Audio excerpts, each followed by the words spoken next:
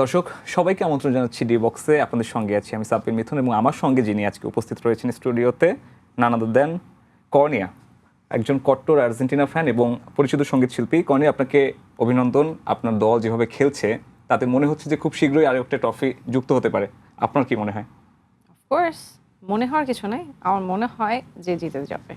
জিতেই যাবে, কিন্তু এখনো তো দুটো। আপনি তো কনফিউজড কেন? আমি কনফিউজ, কারণ ফুটবল ম্যাচ তো দেখা যাবে যে কোনো একটা ম্যাচে যে কোনো একটা দলের ভাগ্য পুড়তে পারে, যেমনটা আমরা দেখেছি ব্রাজিলের ম্যাচে কিংবা পর্তুগালের ম্যাচে। এক্স্যাক্টলি। আপনি তো পর্তুগাল করেন, এবং এইজন্য আমি হাতটা দেখালাম। অ্যাজ রাইভাল ফ্যান আমরা চাচ্ছি আর কি যে আর্জেন্টিনার এই জয়ের রথ আসলে কবে থামবে, কিন্তু 22-এর পর থেকে মনে হচ্ছে না যে আর্জেন্টিনাকে আসলে কেউ থামাতে পারবে।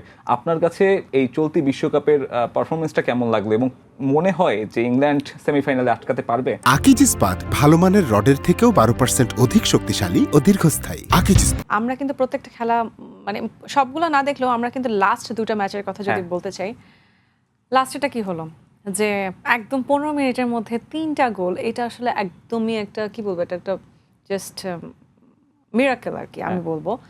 মানে এটা আমরা কেউ এক্সপেক্ট করি না যে এরকম ভাবে আসলে গোল দেওয়া যায় লাস্ট 15 মিনিটের মধ্যে, ঠিক আছে?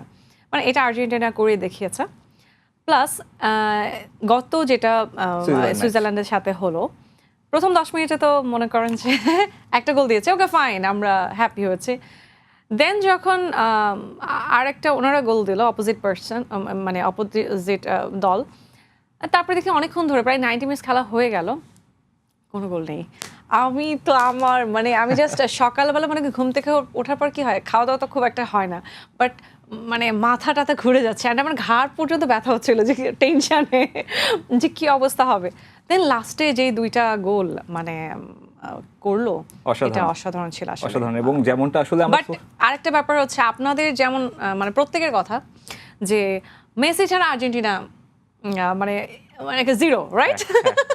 সো এইটা কিন্তু প্রুফ করিয়ে দিয়েছে, এইটাও ভুল প্রমাণ করে দিল যে মেসি, হ্যাঁ আরো অনেক প্লেয়ার আছে যেটা গত মানে লাস্ট ম্যাচে মেসি তো গোল করে না। এবং এইটাই হয়তো ভয়ঙ্কর দিক যে আপনি এতদিন আর্জেন্টিনাকে যেভাবে মনে করতেন যে লিওনেল মেসি বাদে দলটা অচল, সেখানে অন্যরা যখন পারফর্ম করা শুরু করে দিয়েছে, টুর্নামেন্টের বয়স যত বাড়ছে, তখন কিন্তু এই আর্জেন্টিনাকে আসলে অপ্রতিরোধ্য মনে হচ্ছে। আরও একটা জিনিস আমরা সামাজিক মাধ্যমে দেখি, বলা হচ্ছে যাদের হৃদয় আসলে খুব দুর্বল তাদের জন্য এখন সময়টা কঠিন। মানে আর্জেন্টাইন ভক্তদের কথা বলছি, প্রতি ম্যাচে তারা যেভাবে আসলে শেষ মুহূর্তে গিয়ে যেতে, মানে আমাদের হার্ট ব্রেক করে দিচ্ছে আর্জেন্টিনার। মানে আমরা নিজেরা বলছি যে কেন তোমরা তো জিতবাই, তাহলে কেন আমাদের আগে থেকে এরকম ভয় দেখাচ্ছ? এরকম তো সবাই কমেন্টস করছে আর কি। পরবর্তী ম্যাচের আগেও কি মনে হচ্ছে যে হৃদয়টা একটু শক্ত করে রাখা উচিত? যে শুনেন, মানে আমাদের তো একটু ভয় লাগবেই, যেহেতু এখন আমরা সেমিফাইনালে উঠে গেছি, তো সামনে খুব বেশি খেলা নেই ফাইনালের কাছাকাছি, সো একটু তো টাফ হবেই, কারণ প্রত্যেকটা দলই কিন্তু সব কোনো না কোনো দলের সাথে ফাইট করে কিন্তু এখানে আসছে, এবং তাদের এবং অনেক অনেক খেলার মানে ওয়ার্ল্ড কাপে দেখা গেছে যে অনেক অনেক ইয়াং খেলোয়াড় জয়েন করেছে যারা খুবই ভালো খেলছে। এক একজনের নতুন নতুন করে এক একটা দলের এক একটা প্লেয়ার নাম আসছে, ঠিক আছে? সো এবার খেলাটা খুব জমেছে আসলে গতবারের তুলনায়। গতবারে যদিও মানে ওয়ার্ল্ড কাপ জিতেছে আর্জেন্টিনা, আমরা ওই টাইমেও আমরা ছিলাম একসাথে, খেলা দেখেছি কোনো না কোনো চ্যানেলে, আপনার সঙ্গে মনে হয় গল্প করছিলাম। তো এবারটা অনেক টাফ হবে, ফ্রান্স যদি এসে যায়, বিশেষ করে ফ্রান্সের কথা যেহেতু বললেন, আপনাদের ম্যাচের আগে আগামীকালকে সেমিফাইনাল, প্রথম সেমিফাইনালে আপনাদের সম্ভাব্য ফাইনালের প্রতিপক্ষ কারা হবে, সেই ফ্রান্সের আবহাওয়াটা কেমন? আমাদের একজন প্রতিনিধি রয়েছে প্যারিসে, তার কাছ থেকে জেনে আসতে চাইবো, যদি আমাদের প্রতিনিধিকে যুক্ত করা যায় লুৎফুর রহমান বাবুকে, যে বর্তমানে প্যারিসের আবহাওয়াটা কেমন। বাবু, আপনাকে স্বাগতম জানাচ্ছি আমাদের ডি বক্সে। আগামীকাল এবারের বিশ্বকাপের প্রথম সেমিফাইনালে যুক্তরাষ্ট্রের ডালাসে যখন অনুষ্ঠিত হবে, তখন ফ্রান্সের কিন্তু স্থানীয় সময় শেষ বিকাল অর্থাৎ সন্ধ্যা 9টা। দুইবারের বিশ্ব চ্যাম্পিয়ন ফ্রান্স মুখোমুখি হবে স্পেনের। বলা চলে যে ফুটবল বিশ্বে ফাইনালের আগে কিন্তু ফ্রান্স এবং স্পেনের এই যে মুখোমুখি হওয়া, সেটা কিন্তু আরেক ফাইনাল। আপনি জানেন যে ফ্রান্সে কিন্তু এখন তীব্র তাপপ্রবাহ চলছে, এবং আবহাওয়ার অধিদপ্তরের খবর অনুযায়ী কালকেও কিন্তু এখানে বেশ গরম অনুভূত হবে। তবে সেই গরমের আগে কিন্তু আজকেই বিভিন্ন জায়গায় কালকের ম্যাচ নিয়ে চুলচেরা বিশ্লেষণ চলছে, কে আসলে কালকের ম্যাচে জিতবে। বিশেষ করে ফ্রান্সের কথা যদি আমি বলি, ফ্রান্স কিন্তু এবার দুর্দান্ত গতিতে এবং ছন্দে রয়েছে। ফরাসি ফুটবল সমর্থক যারা রয়েছেন তারা প্রত্যাশা করছেন যে কালকের সেমিফাইনালে স্পেনকে পরাজিত করে তৃতীয়বারের মতো ফ্রান্স ফাইনালে যাবে, এবং শুধু ফাইনালে যাবেই না, এবার কিন্তু টুর্নামেন্ট নিয়ে গত বছর এবার কিন্তু কাপ নিয়ে তারা ঘরে ফিরবে। গত বছর আর্জেন্টিনার সাথে যেহেতু পারেনি, এবারে যে কাপ নিয়ে ঘরে ফিরবে, সে কারণে দর্শক সমর্থকরা যেটি বলছেন যে এবারে ফ্রান্সের দলে যারা রয়েছেন, বিশেষ করে কিলিয়ান এমবাপে, ওসমান দেমবেলে কিংবা মাইকেল অলিসের কথা যদি বলা হয় তাকে, বর্তমান ফুটবল বিশ্বে এই যে তিনজন ফরওয়ার্ড রয়েছেন, যে কোনো সময় কিন্তু যে কোনো দলের রক্ষণভাগ ভেঙে দেওয়ার জন্য এই তিনজন যথেষ্ট বলে সমর্থকরা মনে করছেন। এবং তবে এখানে 2024 সালে ইউরো কাপের সেমিফাইনালে ফ্রান্সকে পরাজিত করেছিল স্পেন। তবে এর আগে বিশ্বকাপে 2006 সালে ফ্রান্স এবং স্পেন মুখোমুখি হয়েছিল, সেবারে কিন্তু ফ্রান্স স্পেনের বিপরীতে জয়লাভ করেছিল। সুতরাং 2024-এর সেই পরাজয়ের প্রতিশোধ কি নেবে কিলিয়ান এমবাপেরা, কিংবা তারা 2006 সালের যে তাদের যে সুখ স্মৃতি আছে সেটি কি তারা আবার মনে করে তার পুনরাবৃত্তি আগামীকাল ঘটবে কিনা, সেটি হয়তো বা খেলার ফলাফল বলে দেবে। ফ্যানজোন, বার, রেস্টুরেন্ট সবগুলোতে আগামীকালও দর্শকে পরিপূর্ণ থাকবে। ফ্যানজোনগুলো ইতিমধ্যেই কিন্তু রিজার্ভ কমপ্লিট হয়ে গেছে। সুতরাং আগামীকাল ফ্রান্স এবং স্পেনের একটি জমজমাট এবং টান টান ম্যাচ উপভোগ করবে দর্শকরা। রাজধানী প্যারিস থেকে ফ্রান্স এবং স্পেন যে আগামীকাল বিশ্বকাপের সেমিফাইনালে মুখোমুখি হবে, তা নিয়ে এই ছিল আমার কাছে এখন পর্যন্ত সর্বশেষ।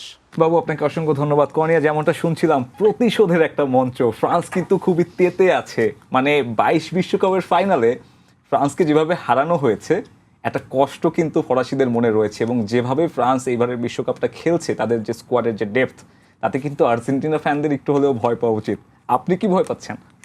আমার মনে হয় না আর্জেন্টিনা কেউ এরকম ভয় পাচ্ছে। আচ্ছা, তারা ভয় পাওয়া হচ্ছে লাস্টের দিকে গেলে, ঠিক আছে? তখন তাদের মনে হয় যে তখন মানে খেলার জন্য তারা মানে তখন সিরিয়াস হয়ে যায় বেশি। মানে যেটা দেখলাম যে মানে প্রথম দিকে একটু কম সিরিয়াসনেস থাকে আমার কাছে মনে হয়, এরপরে লাস্টের দিকে যে একটু মনে হয় যে অনেক বেশি সিরিয়াস হয়ে যায়। সমর্থকদের ধৈর্যের জায়গাটা সম্ভবত বাজিয়ে বাট দেখে। যেটা বলছিলাম, এমবাপে তো আসলে নাম করা, ঠিক আছে? তার দৌড়ের সাথে তো কেউই পারে না, মানে সে সবচেয়ে বেশি মনে হয় না দৌড়ের শেষে আছে। তো যাই হোক, মানে তাদের দল আসলে মানে ফ্রান্সের তুলনায় সরি স্পেনের রাইট স্পেনের তুলনায় ফ্রান্স কিন্তু অনেক বেশি এগিয়ে। বাট উনি যেটা বলছিল যে একবার ফ্রান্স জিতেছে, একবার তারপরে আবার স্পেন জিতেছে, তো একটা হাড্ডাহাড্ডি থাকবে।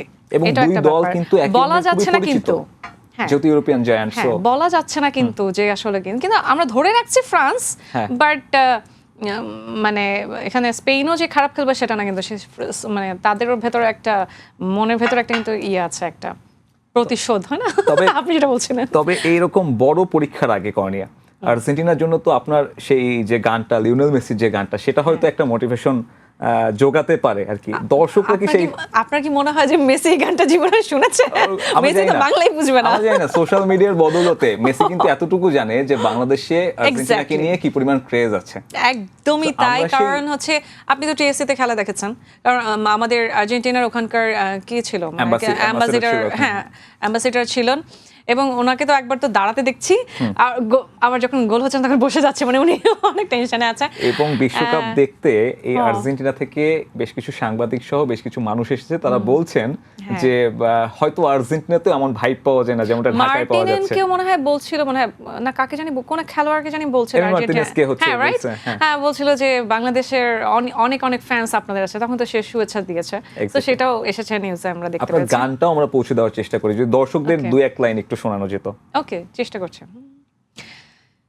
দেখিনি আমি পেলে ম্যারাডোনার খেলা, জন্ম হয়নি তখন তাদেরই বেলা। দেখিনি আমি পেলে ম্যারাডোনার খেলা, জন্ম হয়নি তখন তাদেরই বেলা। আমি আজ বড় ধন্য লিওনেল মেসির জন্য। ও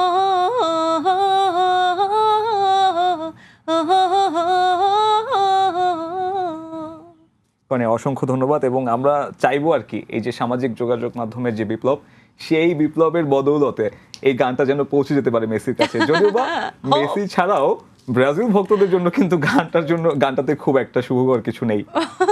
মানে- ব্রাজিলের এবার কিন্তু আর্জেন্টিনার কোনো গানই আসে নাই, হ্যাঁ। কিন্তু ব্রাজিলের কিন্তু প্রচুর পরিমাণে আসছে, বাট ব্যাড লাক।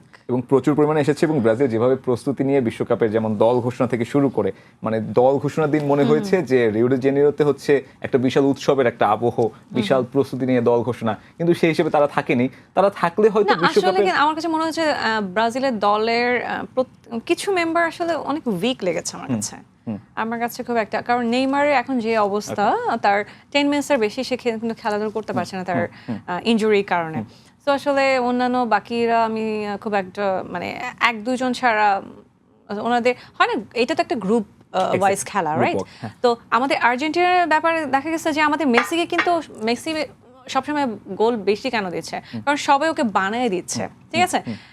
ইনফ্যাক্ট মেসিও কিন্তু ওদেরকে সাপোর্ট করছে। আপনি লাস্ট খেলা দেখবেন যে ও চেষ্টা করছে যে ওদেরকে দেওয়ার জন্য। হ্যাঁ, লাস্ট যেটা ও মানে গত ম্যাচের আগের ম্যাচ যেটা হলো, সেটাতে মাঝখানে মানে মিডল টাইমে ও হঠাৎ করে একটা গোল দেয়, মানে যেটা একটা খুব ইউনিক একটা গোল ছিল, যেটা আসলে এদিক থেকে মানে লাথালাতি করতে করতে হঠাৎ করে টং করে একটা মাঝখান থেকে যেটা করলো, এটা আসলে মেসি। লিওনেল মেসির এই মুহূর্তে রয়েছেন আটলান্টায়, সেখানে রয়েছেন আমাদের সহকর্মী। দলের প্রস্তুতির কি অবস্থা, এটা নিয়ে দর্শকদের একটা অনেক আগ্রহ থাকে। আটলান্টায় কেমন কাটছে সময়, প্রস্তুতির সবশেষ কি খবর, সেসব জানাতে আমার এক সহকর্মী সেখান থেকে যুক্ত হবেন, সাজিদ মুস্তাহিদ। সাজিদ মুস্তাহিদ সেখানে রয়েছেন, লম্বা সময় ধরে দলকে পর্যবেক্ষণ করছেন, সাথে রয়েছেন। এবং যে কথাটা একটু আগে বলছিলেন যে এমি মার্তিনেজকে যে প্রশ্ন করার বিষয়টা, সেদিন আমার সহকর্মীও সেখানে ছিল। এরপরে লিওনেল মেসির সাথেও সে কথা বলার চেষ্টা করেছে। বাংলাদেশকে আসলে আর্জেন্টিনা, বাংলাদেশি মানুষরা যে আর্জেন্টিনায় কতটা ভালোবাসে, সেটা আসলে তুলে ধরার চেষ্টা করছে আমার সেই সহকর্মী সেখানে। এবং সাজিদ মুস্তাহিদকে যদি একটু যুক্ত করা যায়, সাজিদ মুস্তাহিদ। আমরা এর মধ্যে কিন্তু দেখেছি যে এই সেমিফাইনালে, ওয়ার্ল্ড কাপের যে সেমিফাইনাল চলছে, দুটো সেমিফাইনাল, এই দুই সেমিফাইনালে কিন্তু সাবেক 4 বিশ্ব চ্যাম্পিয়ন রয়েছে স্পেন ফ্রান্স, যেমন একটা হাই ভোল্টেজ ম্যাচ। একইভাবে ইংল্যান্ড এবং এই আর্জেন্টিনা ম্যাচটাও কিন্তু অনেক হাই ভোল্টেজ ম্যাচ। দুই দলের একটা বৈরী ইতিহাস রয়েছে, শুধু ফুটবলের মাঠে না, রাজনৈতিকভাবে কিন্তু এই দুই দলের বৈরী একটা ইতিহাস রয়েছে। দুই দলের কেউই বিন্দু মাত্র যে ছাড় দেবে না তা কিন্তু বলাই যায়। আমরা জানি আর্জেন্টিনা দল এখন পর্যন্ত যেভাবে খেলেছে, যেখানেই খেলেছে সেখানে কিন্তু বিপুল তাদের সমর্থক গিয়েছে, এবং একইভাবে ইংল্যান্ডকেও কিন্তু তাদের দর্শকরা বা তাদের সমর্থকরা একইভাবে সমর্থন দিয়ে এসেছে। আটলান্টার স্থানীয় প্রশাসন কিন্তু কিছুটা সমস্যার মধ্যে আছে, বা তারা কিছুটা ভয়ের মধ্যে রয়েছে। দু দলের সমর্থকরা যেভাবে পাগলাটে আচরণ করে, তাদেরকে সামলানোর জন্য তারা বিশেষ কিছু পদক্ষেপ নিয়েছে। আমার সঙ্গে একজন আছেন, আমাদের আটলান্টায় প্রচুর বাংলাদেশি রয়েছে, বাংলাদেশি জর্জিয়া বাংলাদেশ ফেডারেশনের যিনি সভাপতি তিনি রয়েছেন। কেমন লাগছে আসলে আরেফিন বাবুল ভাই, কেমন লাগছে এখানে অনেক বাংলাদেশি আসছেন, ওয়ার্ল্ড কাপ ঘিরে আপনাদের শহরে ওয়ার্ল্ড কাপ হচ্ছে, এবং আর্জেন্টিনা এবং ইংল্যান্ডের মতো একটা বিগ ম্যাচ হতে যাচ্ছে আপনাদের এখানে? ওয়েল, আমরা তো বাংলাদেশের হচ্ছে মূলত দুইটা দলের সাপোর্টার। এখানে আর্জেন্টিনা যাওয়ার কারণে আমাদের মধ্যে এক্সাইটমেন্টটা অনেক বেশি। আর বাংলাদেশিরা তো এখানে অনেক জড়ো হয়েছে। আটলান্টা একটা এমন একটা শহর যেখানে অনেক লোক এমনিতে বাস করে, আর কমিউনিকেশনের অনেক ঝামেলা হচ্ছে, যেটা আপনি বলে গেলেন। তারপরে আমি মনে করি যে এখানে কোনো বিশৃঙ্খলা হবে না, এখানে প্রশাসন অত্যন্ত সতর্ক। তবে আমরা বাংলাদেশিরা আটলান্টার যেভাবে দেখতেছি, আপনারা আসছেন বলে আমরা আরও বেশি খুশি। আপনাদের সাথে উঠলে দেখা হয়েছে আমাদের সাথে।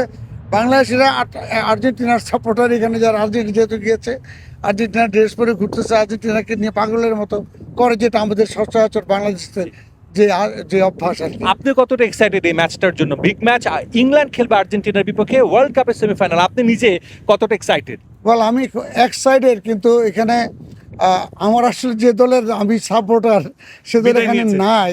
তারপরও আমি মনে করি যে একটা দলে মেসি রয়েছে, যেখানে মেসির দিক থেকে বিবেচনা করলে আমাকে আর্জেন্টিনাকে সাপোর্ট করতে হবে। একজন প্লেয়ার যে এই যে শ্রেষ্ঠ একটা প্লেয়ার আসছে পৃথিবীতে, যুগে যুগে আসছে এরকম একটা প্লেয়ার, মেসির একটা খেলা দেখবো, আমি সেই জন্য বেশি এক্সাইটেড। এক্স্যাক্টলি, অসংখ্য ধন্যবাদ। আমরা কথা বলছিলাম জর্জিয়া স্টেটের বাংলাদেশ ফেডারেশন সভাপতি। এখানে প্রচুর বাংলাদেশি কিন্তু রয়েছেন। আমরা এর আগে যখন 7 জুলাই আর্জেন্টিনা এবং মিশরের ম্যাচ হয়েছিল আটলান্টায়, সেই ম্যাচে প্রায় 5 থেকে 7 হাজার বাংলাদেশি দর্শক কিন্তু গিয়েছিলেন, যেটা অনেকের মুখে শুনেছি, প্রচুর বাংলাদেশি। এবং এই ম্যাচটা নিয়েও কিন্তু ব্যাপক উন্মাদনা কাজ করছে।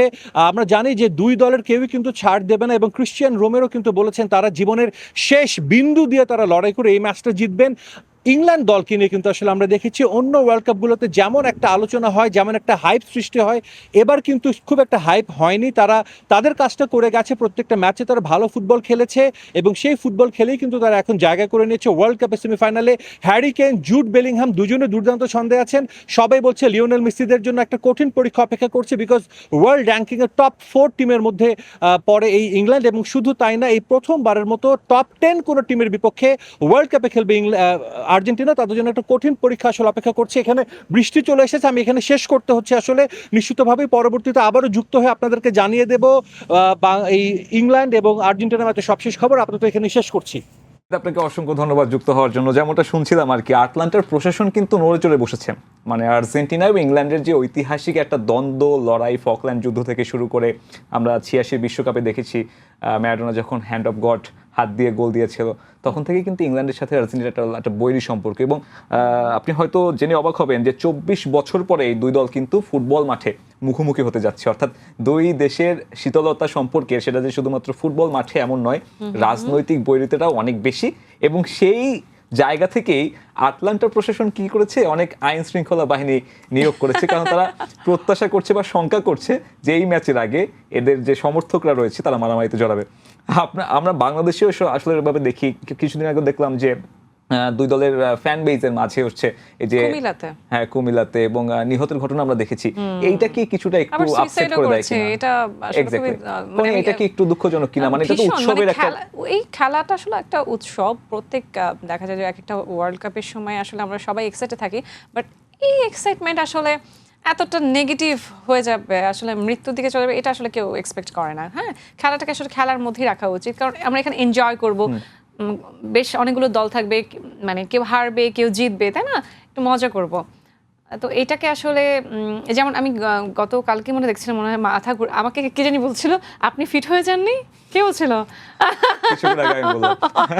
আমাকে বলছিল আমার কান্না করতে হবে। কেন কান্না করব? অফকোর্স মজা করব, কান্না করার কিছু নেই। হ্যাঁ, যারা ভালো খেলবে তারাই আসলে উইন করবে, এটাই হচ্ছে স্বাভাবিক। বাট লাস্ট আসলে সেমিফাইনালে তো আপনার হাড্ডাহাড্ডি হবেই। হ্যাঁ, আপনার ইংল্যান্ডের সাথে আর্জেন্টিনা বা ফ্রান্সের সাথে স্পেন, এগুলো আসলে হবে। মানে এগুলো আসলে টাফেস্ট, মানে অনেকগুলো দলকে তো হারিয়ে এসছে তারা, তাই না? তারা তো আসলে নর্মাল কেউ না। বাট খুব ভালো দুটা ম্যাচ হবে। এবং আরো একটা বিষয় যেটা আমাদের সহকর্মী বলছিলেন যে আপনি যে দলেরই সাপোর্টার হন না কেন, লিওনেল মেসির জন্য আসলে একটা শেষ বিশ্বকাপ। এক্স্যাক্টলি, না এটা গত বছর শুনেছি। গত বছরে তো আমি শুনেছি যে লিওনেল মেসির জন্য এটা শেষ ওয়ার্ল্ড কাপ খেলবে না। অনেকেই ধারণা করেছিল যেহেতু বিশ্বকাপটা জিতে গেছে, এবারে সেম জিনিসটাই হয়েছে। বাট ওয়াই নট, মানে সে যদি ফিট থাকে তাহলে তো হ্যাঁ, রাইট। এবং গোল্ডেন বুটের রেসে 8টা গোল করেছেন, 39, রাইট? সো হ্যাঁ, তো সে এখন পর্যন্ত স্টিল তার টেকনিকগুলো, আমি তো তার আসলে দেখি যে সে খুব টেকনিক্যাল, প্রচন্ড। ঠিক আছে, খুব বলগুলো আসলে কোথায় কোথায় খুব হিসাব করে কিন্তু রাখে।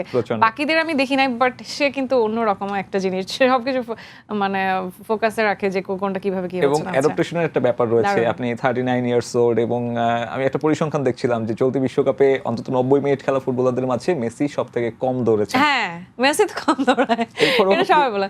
কম দৌড়ায় কিন্তু সবচেয়ে বেশি গোল করে, 7টা গোল অলরেডি দিয়ে দিয়েছে, রাইট? বয়সের হিসাব অনেক বলে, কিন্তু এই যে বয়সটা যে আপনাকে একটা অভিজ্ঞতা এনে দিচ্ছে ফুটবল বিশ্বে, ফুটবল মাঠে, এবং সেই অভিজ্ঞতাটা যে ইম্পর্টেন্ট, অভিজ্ঞতা ঠিক আছে, বাট গড গিফটেড কিন্তু একটা ফ্যাক্ট। ওই যে কিছু আগে উনি বলছিলেন, যিনি বলছিলেন মেসি তো আসলে মানে পৃথিবীতে এরকম যদি কিছু মানুষ এসে থাকে গড গিফটেড, তাদের মধ্যে মেসি অন্যতম। ম্যারাডোনা ছিলেন, এরপর পরে মেসি। হ্যাঁ, না হলে আমরা আর্জেন্টিনা কিভাবে চিনলাম, রাইট? এবং আমরা হয়তো এরকম একটা ক্যারেক্টার ফুটবলে কখনোই দেখতে পারবো না, এবং হয়তো আমরা 20 বছর পরে যদি কাউকে বলি যেরকম একটা ক্যারেক্টার। আর আপনি একটা জিনিস খেয়াল করবেন যে প্রত্যেকটা এক একটা নাম ধরে কিন্তু আমরা এক একটা মানে একটা খেলোয়াড়কে ধরে কিন্তু আমরা এক একটা দেশকে সাপোর্ট করে থাকি, রাইট? এরকম এক একটা মানে স্টার থাকবে এই প্রত্যেকটা দলে, এবং সেই প্রভাবটা যে কত বড় সেটার একটা প্রমাণ আমরা দেখলাম পেরুতে। আর্লিং হল্যান্ড নামে যে নরওয়েজের প্লেয়ার রয়েছে। হ্যাঁ, এবার তো হল্যান্ড, রাইট? হ্যাঁ, হল্যান্ড। সো সে একদম পুরো এবার তো মানে ভাইরাল, আমি দেখতে পারতেছি। এবং আপনি জেনে অবাক হবেন, পেরুর একটা সংবাদ সংস্থা তারা আজকে রিপোর্ট করেছে যে এই সপ্তাহের মধ্যে জন্ম নেওয়া প্রায় 550 শিশুর নাম রাখা হয়েছে হল্যান্ডের নামে। সো আপনি যেটা বললেন, এই ইম্প্যাক্টটা কিন্তু অনেক বড় ইম্প্যাক্ট। বিলিয়ন বিলিয়ন মানুষ ফলো করছে আপনাকে, হ্যাঁ। একটা স্পোর্টস ইভেন্ট যেটা টোটাল বিশ্বকে আসলে যুক্ত করে এবং যেটার জন্য আপনাকে 4 বছরের অপেক্ষা করতে হয়, এমন একটা ইভেন্টের সময় এসে আমরা যদি আসলে সেটা মারামারি বা একটু হাতাহাতির ভিতরে চলে যাই, এটা তো খুব স্যাড লাগবে আসলে, কারণ আমাদের তো আসলে আনন্দ উদযাপনের সুযোগগুলো খুব কম। আপনারও অনেক ফলোয়ার্স রয়েছে, আপনি আসলে তাদের জন্য আপনার মানে সাজেশনটা কি থাকবে, আমরা আসলে কিভাবে বিশ্বকাপটা উদযাপন করতে পারি? আমি আপনাকে দেখেছি অনেক লম্বা সময় ধরে যে আপনি ইমোশনটা ভেতরে রাখতে পারেন, অ্যাজ আ ফ্যান হিসেবে সেটা আসলে কিভাবে করা যায়? আমার মনে হয় কি যেটা বলছিলাম যে আসলে খেলা আমরা সবাই কম বেশি ভালোবাসি, মানে বিশেষ করে যখন ওয়ার্ল্ড কাপ হয় তখন আমরা খুব বেশি সিরিয়াস হয়ে যাই। আমরা ক্রিকেটের ক্ষেত্রেও কিন্তু অনেক বেশি মাথা গরম হয়ে যায়, খুব সিরিয়াস হয়ে যায়, মানে দেখা যাবে যে অনেক দেশকেই হেট করি, অনেক যুদ্ধ শুরু হয়ে যায়, ফেসবুকেও তো মারামারি কাটাকাটি গালাগালি উল্টাপাল্টা কি কি যে হতে থাকে। সো আমাদের বাংলাদেশেই মনে হয় এই জিনিসগুলো বেশি হয়, আমি জানি না। মানে আমার কাছে মনে হয় যে আগামীকাল যখন আমি ঘুম থেকে উঠবো, ওঠার পরে কোনো একটা কাহিনী হয়ে যাবে, মানে এরকম, মানে ফুটবলের ক্ষেত্রে এখন যেহেতু চলছে তাহলে কিছু একটা হবে, যেরকম বেশ একটা ঘটনা ঘটে গেছে, মানে এটা কোনো কথা যে মানে কি বলে এটাকে, মানে সুইসাইড করবে, মানে এটা কি, মানে এটা মানে বোকা। আমি বলবো যে সব বোকামি করা আসলে যাবে না। আপনি কিভাবে আপনার ইমোশনটা কন্ট্রোল করেন? আমি মানে আসলে খেলাটাকে খেলাই মনে করি, বুঝছেন, মানে এত বেশি, মানে ঠিক আছে ভালো লাগে অনেক বেশি, মানে এক্সাইটেড থাকি, বাট আবার ভয়ও পাই, বাট ইটস ওকে, মানে এটা আসলে মানে দিন শেষে বোঝাটা ইম্পর্টেন্ট যে জাস্ট আ গেম, এবং আমরা আসলে এটা এন্টারটেইনমেন্টের জন্য দেখি, এবং যখন আমরা দেখি টিএসসি তে বা নানান জায়গায় মানুষ জড়ো হচ্ছে, একটা উৎসবের মতন একটা ভাইব ক্রিয়েট হচ্ছে। আমি যেমন এবার গত ম্যাচের আগের ম্যাচে যেটা যখন খেলা হচ্ছে তখন আমাদের একটা প্রোগ্রাম ছিল, ঠিক আছে, স্টেজ পারফরমেন্স ছিল, তো আলটিমেটলি খেলা তো মানুষ দেখবে, রাইট? তো আমাদের প্রোগ্রামটা খুব দ্রুত শেষ হয়ে গেল এবং আমরা জাস্ট বের হওয়ার সঙ্গে সঙ্গে খেলা শুরু হয়ে গেছে, অ্যান্ড তখন আমরা খুব সিরিয়াস, অ্যান্ড আমরা গাড়িতে উঠেছি, গাড়িতে ওঠার পর আস্তে আস্তে মানে তখন খেলা শেষ অ্যান্ড উইন করে ফেলছে, সব তো মনে করেন যে ইয়ে হচ্ছে, মানে আপনাদের এদিক দিয়ে যাচ্ছিলাম, সময় টিভি এখান থেকে চলছিলাম, তো মিছিল টিছিল হচ্ছে, তো খুব মজা লাগতেছে। বাংলাদেশের মানুষ আসলে এন্টারটেইনমেন্ট জায়গা খুবই মানে লিমিটেড, তো দেখা যায় যে এই ধরনের প্রোগ্রামগুলোতে ওয়ার্ল্ড কাপ,